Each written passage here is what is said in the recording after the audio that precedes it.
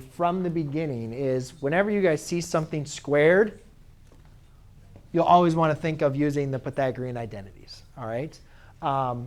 That's not always going to be the case, but a lot of times that is a giveaway of like, ooh, Pythagorean identities. Also, whenever you have like operations like add or subtract or multiply, sometimes it's good to apply the operations. So one thing I'm going to do, since I want to focus on like the simplifying portion, I'm going to work on the right-hand side this time instead of the left-hand side.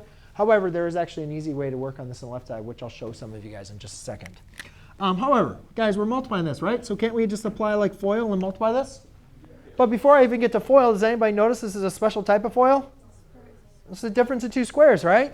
So I simply can just multiply this to give me cosine squared of theta minus 1.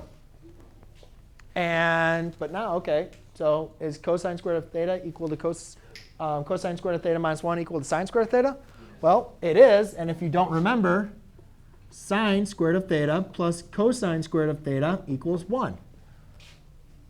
So, oh, shoot. That was supposed to be a negative, wasn't it? Yeah. Dang it. Sorry, I wrote down the problem wrong. So anyways, if I subtract my 1 here, then I'd have cosine squared of theta minus 1 equals negative sine squared of theta.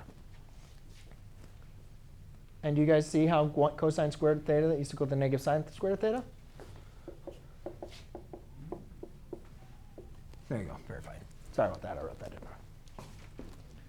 Any questions? No? All right, now let's say you didn't like multiplying. Let's say you love